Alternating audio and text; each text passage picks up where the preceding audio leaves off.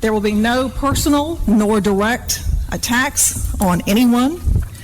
And I would ask that you please try to keep down the loud cheering and the clapping. There will be no booing and no unruly behavior.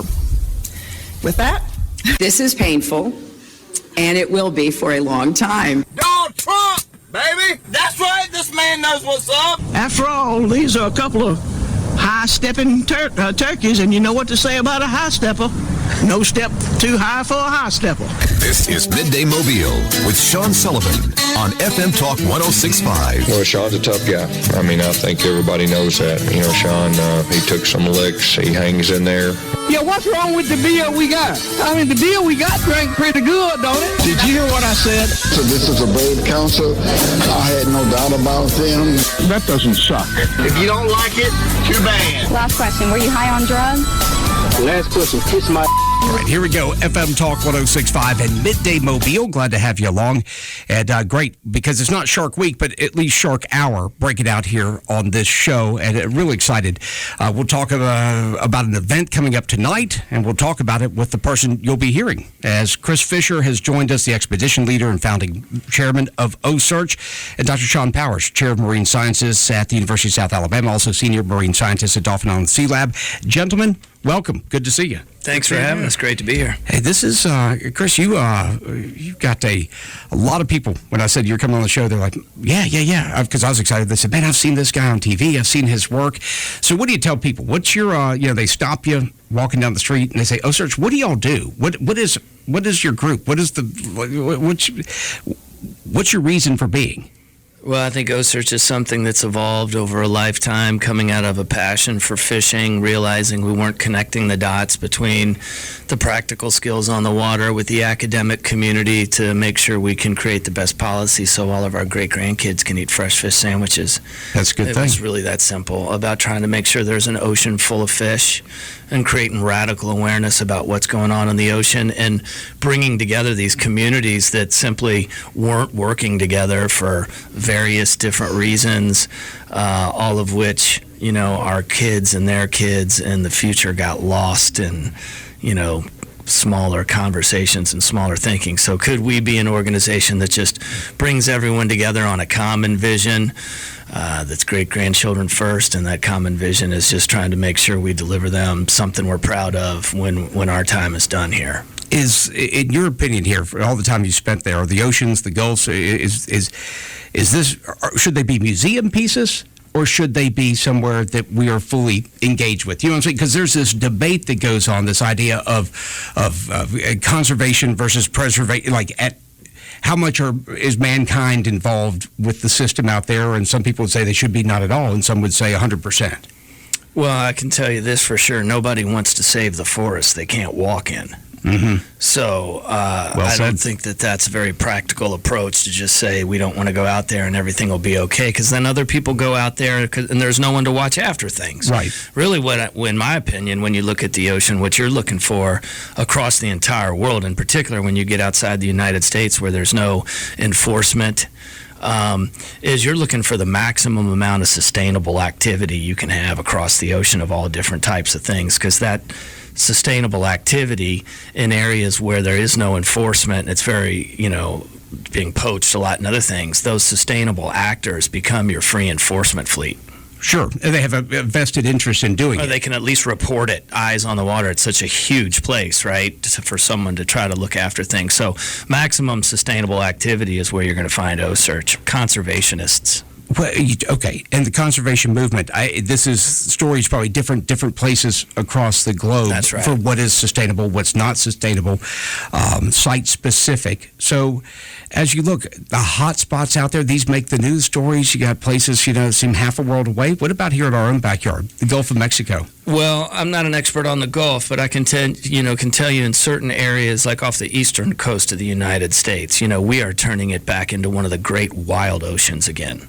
I mean, there's more fish there now than there were when our great-granddaddies were alive. So this is the golden age? We don't need to, we are entering the golden age from moves that were made 30 years ago when a lot of inshore gill nets were removed and things like that. had rippling effects across all different types of the system that is really seeing our East Coast and our West Coast of the United States here really being the model for the world. Now, do we have a few challenges still? Yeah, we got some water quality issues. We got some water flow issues. We got an issue with the northern right whale. But generally, I mean, man, I was a kid who grew up fishing in Florida in the 70s and in the 80s. And if you were down there fishing in Florida and you caught a couple snook a winter, you were thrilled. If you were fishing off Miami and you got a sailfish or two a season, you were thrilled. And now anyone can go out and catch 15 snook in a half day and 15 sailfish in a half day. And it's because of the great work of getting those long lines out in the late 80s, early 90s, the great works of, the gill nets out then, and the long lines out of the Florida Straits in the early 2000s, which was a big effort with the Billfish Foundation and IGFA and Guy Harvey and a bunch of others. And now we are seeing people catching white marlin off the South Shore in Nantucket again. There were things we haven't seen since the 60s. It's good work. You know, the striper fishing in the Northeast, you couldn't catch one in the 70s and 80s. Now it's just wide open, right? So we are winning. The problem is you got these shifting baseline type things that happen. You got people that haven't been alive long enough and they're complaining about things and they weren't around before to see how terrible they were prior to that.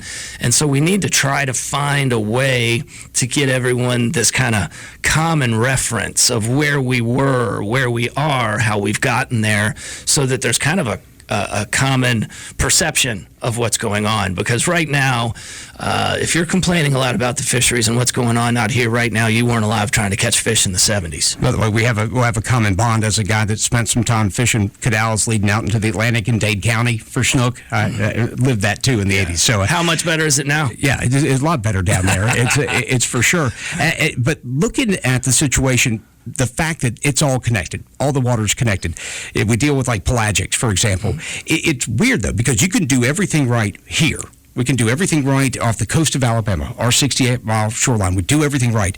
But what happens in Texas influences pelagics, I'm not talking about the reef fish, or Florida. It's this, I got to worry about what they do over there, even though if we're doing everything correctly here. So that seems to be a challenge. Well, that's life. You know, that across all of your life and all different aspects of your life. But yeah, if you know, one of the things the challenge is data collection, right? If you understand the movements of those fish and exactly where they go and when they're there, then you need to get all the interested parties together on a common vision, right? Like, okay, what are we going to do with this resource so it's effective for all the different countries or states involved?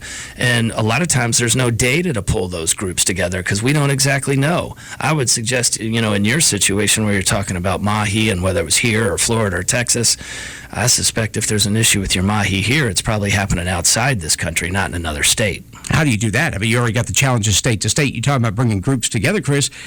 You're talking about international lines. I mean, you're talking about Florida Straits and all around white sharks. Right? Yeah. So, I mean, all you get. How do you get people on board on an international level? Is it the same that you do state to state, or what? Yeah, it's the same. You get our best fishermen helping our best scientists to get the best data sets, and then you peer review and publish those papers. And once you have those, you go to each country and you say, hey, did you know this was going on? And the 5 of us need to talk if we're going to help this particular species out. And it happens all the time. It's not impossible.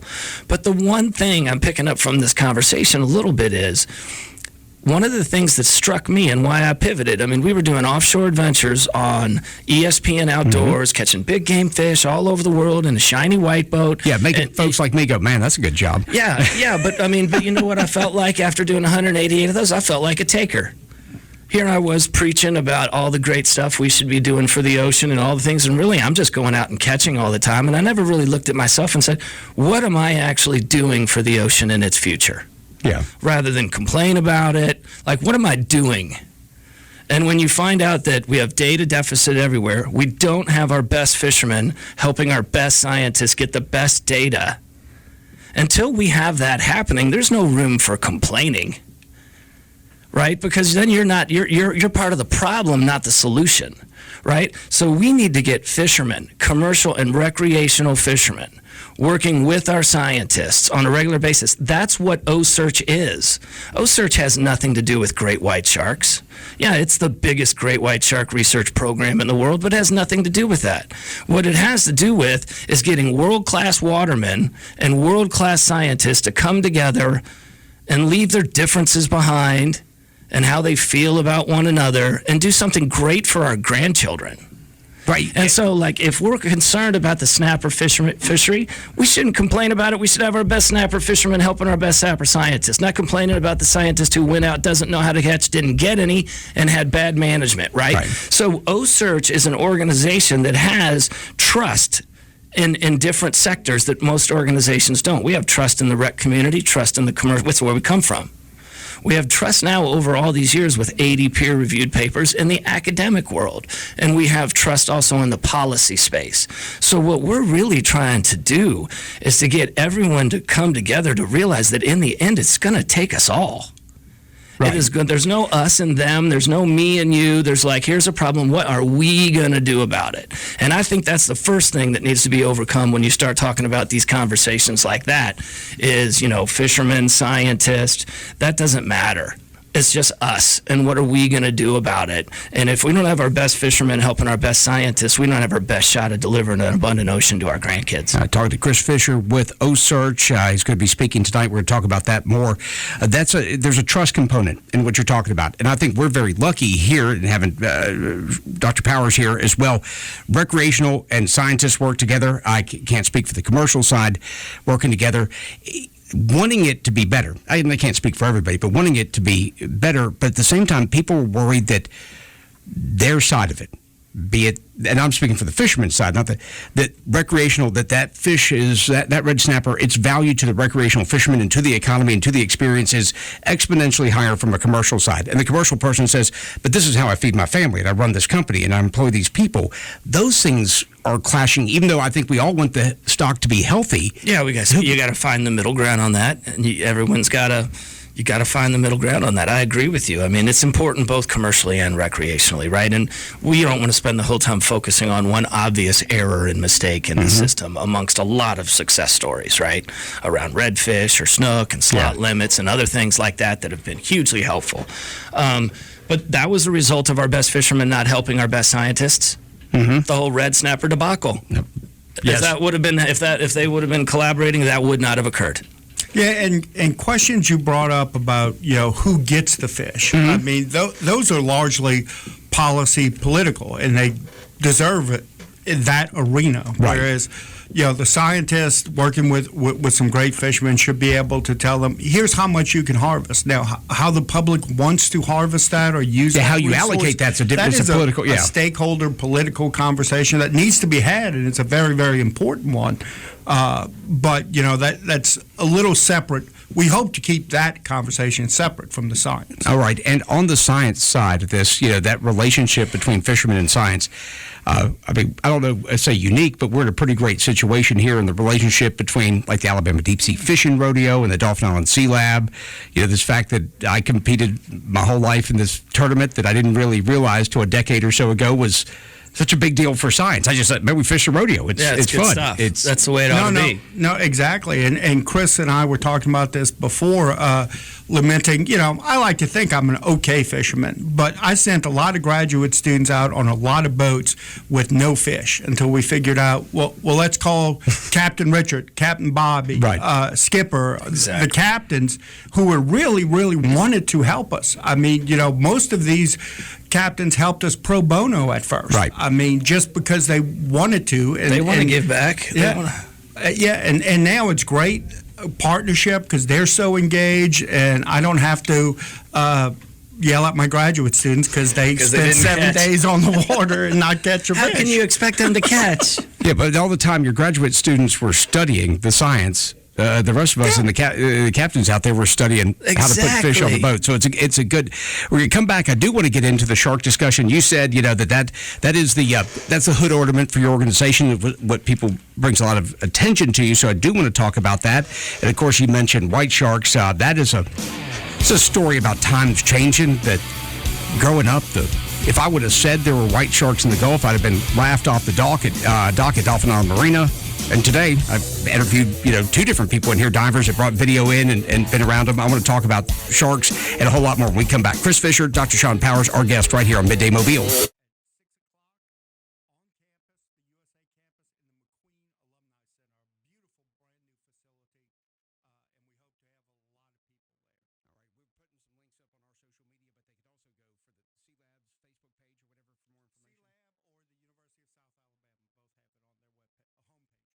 When did you decide that white sharks is what you're going to, even though you said that it's what you're known for, it's not the reason for our organization, but how'd that happen? Yeah, it was, I would say, white sharks found us. We didn't find white sharks. I've seen that movie, yeah. We were filming this show called Offshore Adventures, which was on ESPN Outdoors back in the day, and we were helping scientists while we were catching and releasing fish for that show, a lot of black marlin in Central America and sailfish across the region and so forth. Those scientists started complaining about the shark catastrophe that was going on around the world around 2005, 6, 7. A paper was published. We were down to 9% of our large sharks. And then I was like, okay, well, why are you telling me about this? They said, well, if we lose our sharks and our large sharks in particular, there's not going to be any fish for you to come out and catch with your kids. That sounds crazy to folks, that if there's not a lot of sharks, there's not going to be a lot of fish. It seems counterintuitive, Chris. Well, I think if you spend a lot of time in the system, or if you've seen something like the reintroduction of the wolf into Yellowstone, you'll understand why. Most people don't really understand that the biggest impact sharks make is not in what they eat, it's just in their presence of being around. Because say, for example, you have a wreck or a reef out here, and it doesn't have any sharks on it. Well, all those little fish that come out and pick at the reef to keep it healthy so it keeps growing? Well, they all get wiped out because all the grouper and snapper that should be hiding during the daytime when sharks are swimming around don't have to. And they come out and they eat all the fish that maintain that reef. And then the reef dies and everything bugs out and there's nothing to catch. So they're keeping grouper and snapper in check from wiping out grunts. Right. If a shark is present, they have to kind of hide all day and they come out at night to feed. If the shark's not there, they can feed day and night. And so then they wipe out all the fish that maintain the reef. Like up north, off the northeastern United States, where there's big populations of seals, and they're rebounding at a radical rate, the amount of seals. We've saved the seals, man. We know that when the white shark is present, all of those seals eat 1/4 as much per day. Just right. One shark swimming up and down a beach keeps them all on the beach till they're almost starving. They get out, get a little fish, get back out of the water so they don't get eaten. If the white shark's not there, they eat 4 times more per day, wipe out the squid. They wipe out the cod, they wipe out the striper, they wipe out the lobster. And then out here is the squid. Sharks make a huge impact on the squid all over the world every night. If there's sharks present, they keep the squid down a little bit from the surface. If the sharks are gone, they come all the way to the surface and they wipe out all the fry. All the baby tuna, all the baby mahi, there's nowhere to hide out there. The squid just decimate them. The mere presence of the sharks, they eat some squid, but they keep the squid down just enough so those fish can grow up for us in a later day. All right, coming right back.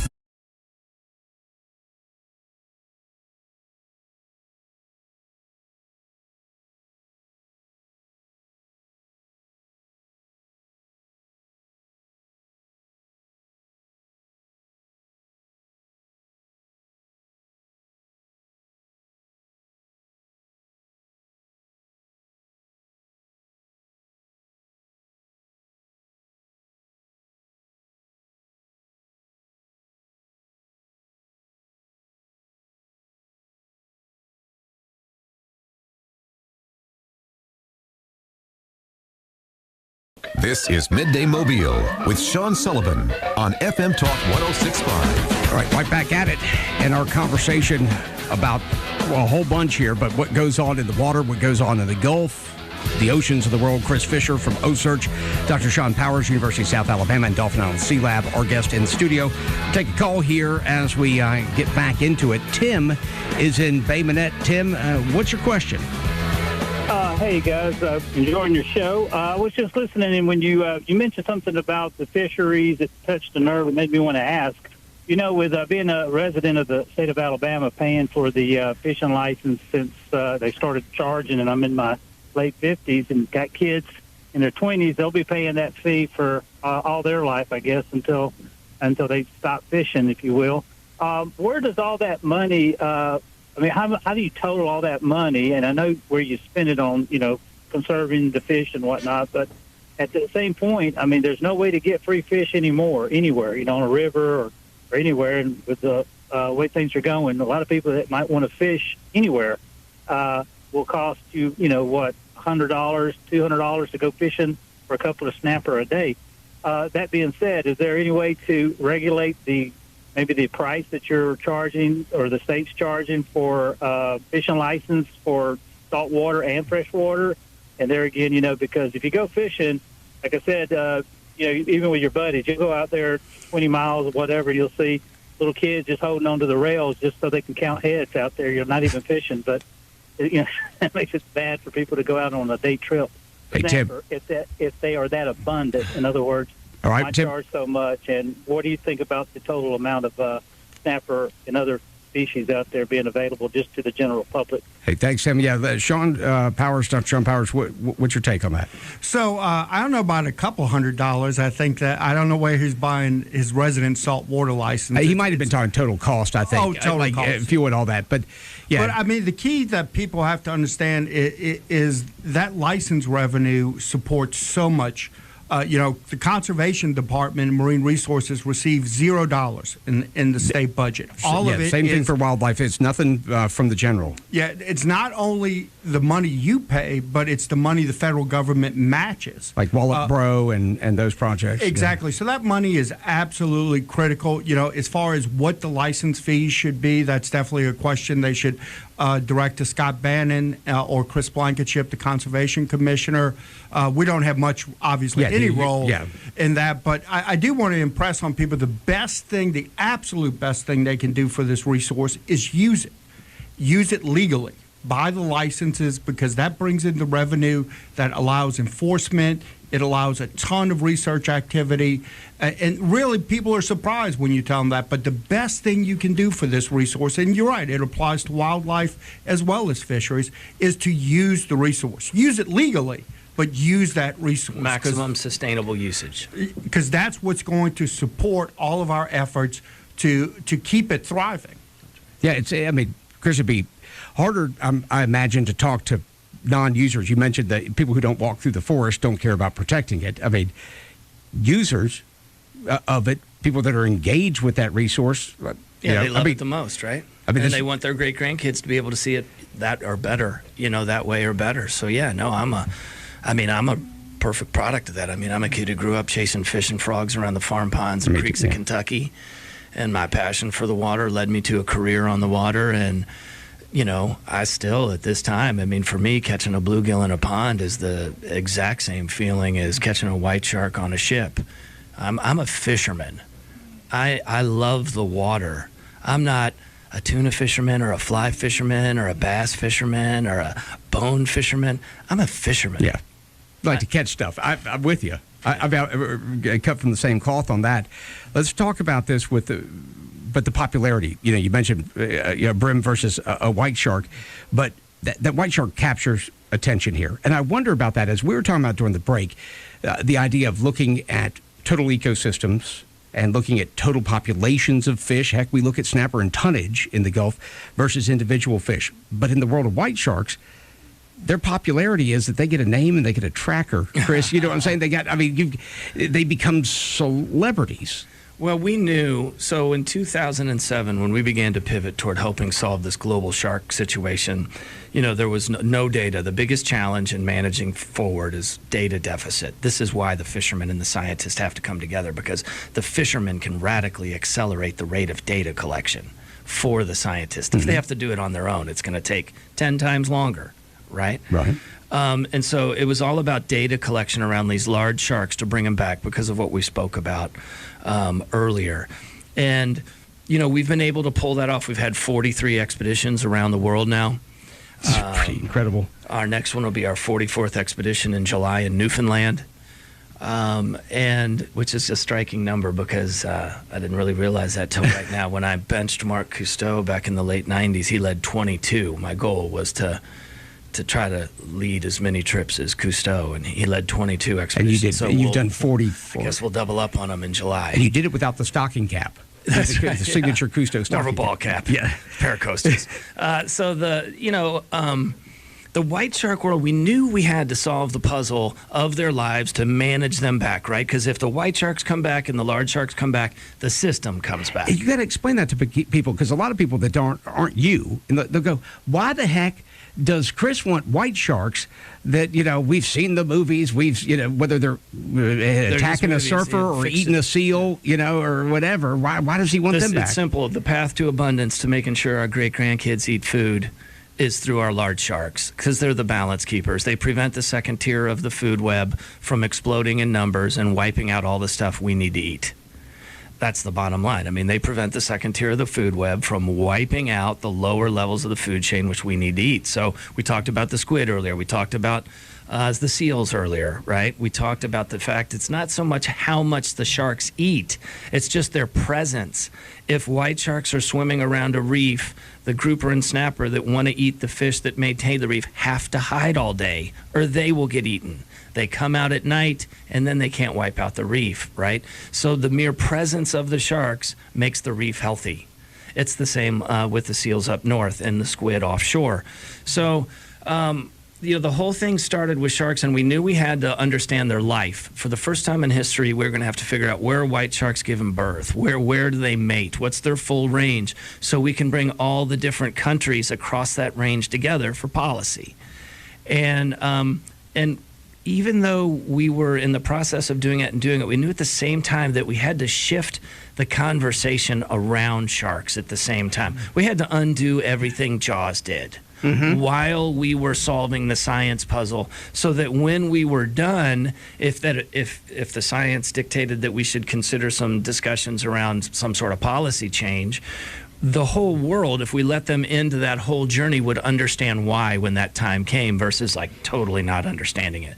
So shifting the tone of the conversation while we solved the science puzzle was always a parallel path. We knew we had to do that, and for us to do that, we had to give the sharks a voice. Yeah. Right? And you gave them a brand. Yeah, and so it was hugely helpful. I mean, it totally has changed things off this part of the world. I mean, when there's a few key early sharks like Mary Lee, sharks like Catherine. These are big animals.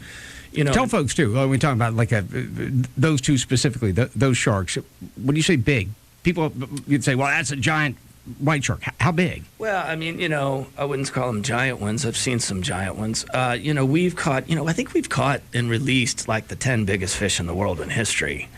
We've got 10 white sharks in that 17 to 18 foot range that are 4,000 pounds that we've caught, tagged, and released. And usually they're large females, because the females tend to be much bigger than the males. Is it like that in white sharks? The females are the bigger? For the most part. You could have a male white shark that's similar in length but not in girth. Those females, I'm talking about 16 and a half, 7 and a half feet, they'll be 12 feet around. Unbelievable. Yeah. And so it really happened organically at first when we tagged Mary Lee. It was actually someone outside of OSearch that started that Twitter handle. Okay. And he was a writer. And it was I thought it was so fantastic. And this is another, I think, what is your disposition on a journey like this? If you understand it's going to take us all, when something like that happens, you can be like, oh, he can't do that. Or you can be like, oh, that's really cool. We should talk to him. Yeah. What's your disposition? And I said, reach out and talk to him. Let's talk to him. And so I really wanted to communicate with him the core values of OSearch and how we talk. We are data-driven and centrists. We are about bringing people together, not taking apart. We are science-oriented, and we also we can have fun while we do good. Mm-hmm. We don't have to take this all so seriously. Right. We can be serious about what we do and have fun,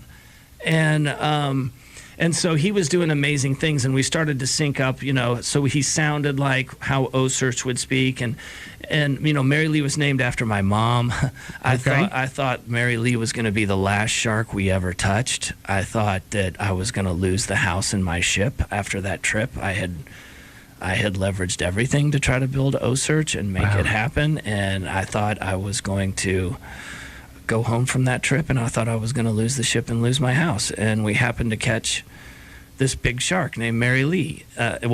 She wasn't named Mary Lee at the time, but I thought it was going to be the last shark I ever touched. And so I named it after my mom, because really O-Search is just a manifestation of the life lessons my mom and dad have taught me around my area of passion, which is the water. And then that shark proceeded to swim down the East Coast, and everyone fell in love with her, and Mary Lee saved O-Search. Wow. And what from that, if people are listening to us right now that have not done so many, and I don't know how many are on the Twitter feed, but where do they go if they want to follow?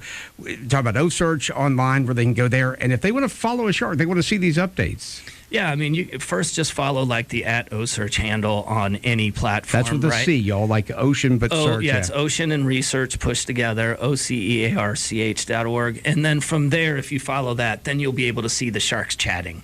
And you can go follow one of the individual sharks if you'd like. Pick your favorite. Compare and contrast between the sharks. Yeah, and you got different personalities. You got a matriarch like Mary Lee, who's obviously a big, mature female, probably a 50, 60-year-old fish. It's pretty amazing. She's a grandmother of sharks, 50 or 60 years. That's, to think about that, and, long-lived, megafauna out there, mega fish out there, that's something. Well, we know they live to be at least 70. I got to be honest with you, of handling them and working with some of them that feel very ancient. It wouldn't surprise me at all if they live to be well over 100. I think most things in the ocean live longer than we think.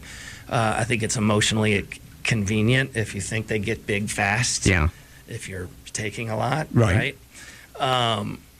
But it's just been so interesting to see a shark like Mary Lee, and then you'll have a young male, so you can give that shark a little bit more of a young male type of personality, and it's just been a way for people to engage and for the sharks to have a conversation across themselves to let people know what's happening. Like when it's mazing season, you get a couple of the mature males and the mature females are bantering, winking at each other. We mentioned this, and before we go to the news break, and we'll come back and talk more, but we mentioned about white sharks in the Gulf of Mexico, right? So growing up fishing here, I didn't even think they were present at all because we didn't see them. But, I don't see them now, and we know they're present, let alone the tracking of them, people spotting them, and guys that have sat right here, divers that taken the video of them, on reefs off of Baldwin County. So I know they're here.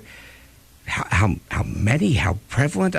Is this how it's always been? Is there something changing? I think, nothing's changed. We just know now we're in the middle of a nice recovery of our white shark population. The population can't recover that quickly because they're not sexually mature till they're 20. Wow. The females then can only give birth every other year to an average of about 8 pups because their gestation period is longer than a year. So there's no spike in white shark numbers, right? But we are in the middle of a really beautiful, slow, steady recovery. And I think they've always been in the Gulf. We still track about 10% of the animals we tag up off the Northeast and Atlantic Canada end up coming into the Gulf. For the most part, most of them don't go west of the Mississippi. It's mostly here in the kind of eastern part. That's interesting. It's interesting though. Dr. Powers, y'all see that there's is it the freshwater flow coming out of the Mississippi? Although we have this here, what would be that they kind of just? It seems like the stories have been, like you said. You track them, you watch the trackers. They are kind of a Northeast Gulf thing. Yeah, well, most people are surprised at the shark diversity in general in the Gulf of Mexico. We have a lot of small coastal sharks. That's what most people. Most prevalent shark in our waters is what? The most prevalent is the Atlantic sharpnose, probably a small shark that they'll catch where they're fishing. And most of the sharks we're going to encounter in our surveys close to shore are going to be these small coastal sharks. But if you go offshore, you can fish large tiger sharks, large bull sharks. Bull sharks will go up Mobile Bay and into the rivers.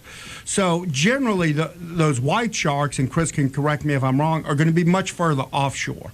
And isn't there a temperature, some of the theories that, some of the divers have been on with me, that they seem to like a certain thermocline, or they don't like as the water gets a lot warmer, they seem to see them deeper, that they That's don't right. like the... Yeah, no, their happy place is like, 60 to 65 degree water.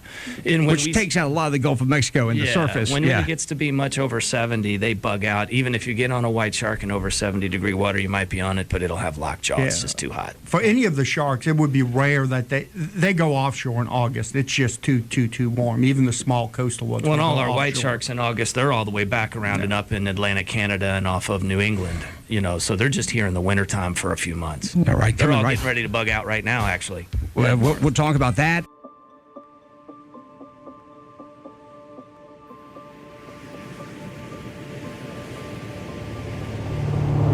When you handle an animal of this size, they'll hit you in a completely different way from an emotional standpoint. You feel this awness and respect for the animal, its ancientness, its wisdom, what it's done to provide for us all, a deep level of respect. This is what the body and the makeup of a fully mature female white shark looks like. Likely around a 50-year-old fish, well over 3,000 pounds. She's probably had 15 reproductive cycles, which means she's had maybe up to 100 babies. And some of those babies now are, old enough to be making babies, and they're sexually mature. So she would be, a proper and true matriarch of the ocean, a grandmother of sharks. For the scientists, it adds a whole new data set because we don't have a lot of samples from animals of that size. And so they can test the differences in what her blood chemistry looks like to a subadult white shark or even a smaller mature animal, and certainly juvenile animals. You can look at their organs through an ultrasound because everything is so big and clear. It's different than dealing with a smaller shark.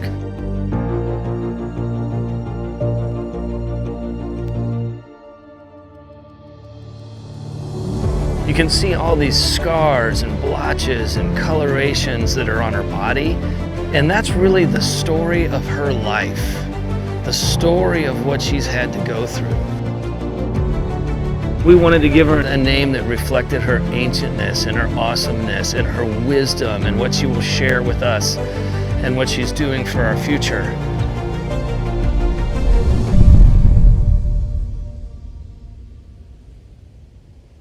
Nagumi. Her name means grandmother from the local Mi'kmaq language here and the indigenous people of Nova Scotia. Every single one of those big ones like that, it moves you and you're changed every time. You're changed.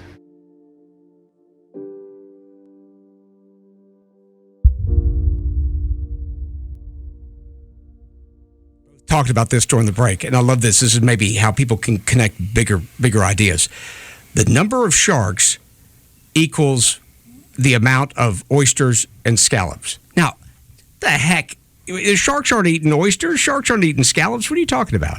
Correct. So this is a study we did in the late 2000s, 2007, 2008, along the East Coast when I was at the University of North Carolina. There was this old curmudgeon of a shark biologist who had this great data series that went back 30, 40 years. And he showed that he was catching fewer and fewer what we call great sharks. So right. The white sharks, the big hammerheads. And at the same time, we noticed that stingray populations, in fact, cow-nosed rays in particular, were exploding. They occur in immense schools, and they come through, and what stingrays, or this species of stingray, eats is scallops and oysters, hard shell things. So essentially, we made some areas up where we excluded the stingrays, we tested it all, but the key thing was the evidence that the large sharks were disappearing, and the stingrays was just simply exploding. So most people, maybe they're afraid of a shark, they don't think that, sharks should be there, but I sure promise you don't want that many stingrays. If you want to have a scallop or an oyster, you want them around. Yeah, it's an interesting connection here. All right, we have a minute here as we wrap it up. So what do you want folks to know going forward, how to get involved with what actions you talk about bringing groups together? What should people listen today in our area take to heart? I think the biggest thing is when you look at really trying to all come together to be proud of what we leave behind for our kids, in the end, you got to just realize it's going to take us all. So there is no me and you, there is no us and them, there's just us. And what are we going to do about it so that we get that smirk when we pull our last breath and know that we've left our kids a good, abundant place to live? And in order to do that, it is going to take us all. It's going to take those life lessons that you get from your parents, like anything's possible if you don't care who gets the credit. Yeah, and that's been one of the things you've done. I wish we'll have time for this in the future to talk about with open sourcing of information and all that. And I appreciate what you've done. Appreciate you coming to town. Dr. Powers, good to see you. You come back and see us soon. Yes, Thanks for having us. We'll talk about Snapper soon. Snapper. Are people into the Snapper thing? I hear that it's a popular fish. Okay, it might be a thing we'll talk about. All right, I'm on the way out of here. Paul Feinbaum on the way next. Talk to y'all tomorrow. It's Midday Mobile, FM Talk 106.5.